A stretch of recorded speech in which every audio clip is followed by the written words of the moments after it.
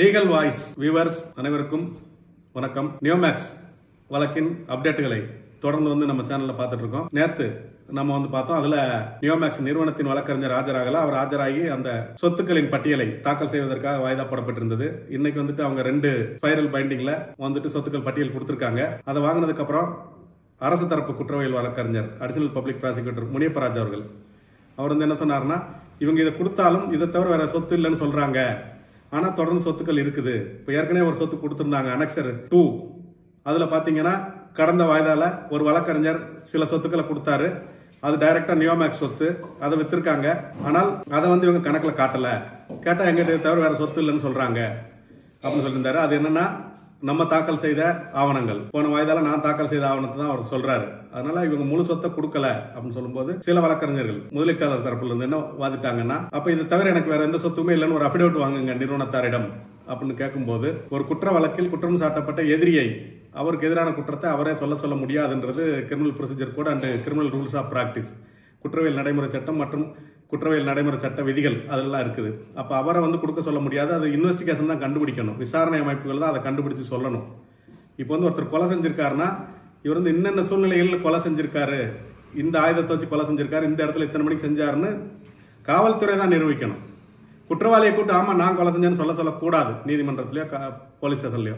அதான் ஒரு குற்றம் சாட்டப்பட்டவரை அவருக்கு எதிராகவே வாக்குமூலம் வாங்கக்கூடாதுன்றது. அப்ப இவங்க நிறுவனம் கொடுன்னு கம்பல் பண்ண முடியாது சொத்துக்கள் பட்டியலை. ஆனா அப்ப இங்க என்ன கேள்வி வருதுன்னா, அவங்க தரப்புல அவங்களே நேரடியாக ஆஜராகி நான் சமரசம் செய்யறேன், நான் சொத்துக்களை ஒப்படைக்கிறேன் அவங்க தான் சொல்றாங்க. நீதிமன்றமோ காவல்துறை அவனை ஒரு சொத்து பட்டியலை கொடுன்னு கேட்கல.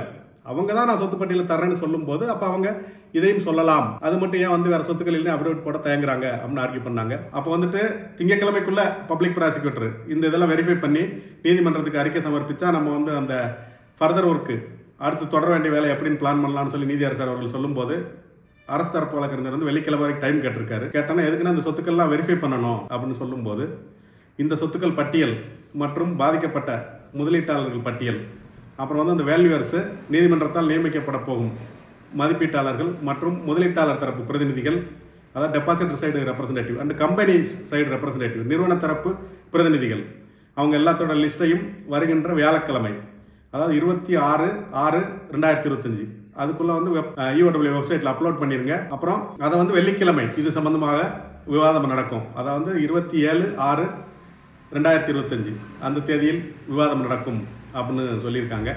நம்ம தரப்புல நான் இங்கிருந்து வீடியோ மோட்ல அப்பியர் ஆயிருந்தேன். நம்ம தரப்பில் நமது அசோசியேட்ஸ் திரு மகேந்திரன் அவர்கள் சென்னையில் இருக்கார், அவர் ஆஜராயிருந்தார். மற்றும் சிவகங்கை மாவட்ட முதலீட்டாளர்கள் சங்கம் அது தரப்பா திரு மூத்த வழக்கறிஞர் முத்துராமலிங்கம் அவர்கள் ஆஜராயிருந்தார். சில முதலீட்டாளர்கள் தரப்புல வழக்கறிஞர் திரு புருஷோத்தமன் அவர்களும் ஆஜராயிருந்தாங்க. இந்த வழக்கு அந்த லிஸ்ட் கொடுத்ததுக்கு அப்புறம் வேல்யூஷன் போட்டு என்ன டேட்ல வேல்யூஷன் போடணும், எப்படி பண்ணணும் என்னன்றது ஃபர்தர் தீர்ப்புகளை, அடுத்த கட்ட இடைக்கால உத்தரவுகளை நீதிபதி பிறப்பிப்பார். அவர் சொல்லிட்டார், ஏற்கனவே இது முதல் உத்தரவு இல்லை. ஏன்னா சொத்து பட்டியெல்லாம் EOWல போய் கொடுக்க சொல்லுங்க அப்படின்னு அரசு தரப்பு வழக்கறிஞர் வாதாடும் போது, நான் இதுக்கு முன்னாடி 2-3 தடவை பல்வேறு இடைக்கால உத்தரவுகளை பிறப்பித்துள்ளேன். அதில் சொத்து பட்டியல் இருந்தால் அந்த விவரத்தை கொடுக்கலாம் அப்படின்னு சொல்லியிருக்காரு. மேலும் நிறுவனம் தாக்கல் செய்த சொத்துக்கள் போக மீதி சொத்துக்கள் இருந்தாலும் விசாரணை அமைப்பு EOW இன்வெஸ்டிகேஷன் ஆஃபீஸரும் அதை விசாரித்து அதை லிஸ்ட்டில் சேர்க்கலாம், அதை நீதிமன்றத்தின் கவனத்திற்கு கொண்டு வரணும் அப்படிலாம் விவாதங்கள் நடைபெற்றிருக்குது. நம்ம இதுவரை வாய்ஸ் ஆஃப் லா மற்றும் வாய்ஸ் ஆஃப் லா 2.0 அந்த 2 சேனலில் இந்த வழக்கின் அப்டேட்டுகளை தொடர்ந்து பார்த்துட்டு வந்தோம். ஏற்கனவே சொல்லியிருந்தோம், அந்த 2 சேனல்லையுமே டெக்னிக்கல் எரர், அதாவது தொழில்நுட்ப கோளாறு இருக்குது. அதனால வீடியோவை அப்லோட் பண்ணுவது ரொம்ப தாமதமாகுது. அதாவது காணொலியை பதிவேற்றம் செய்வதில் மிகுந்த தாமதம் ஏற்படுது.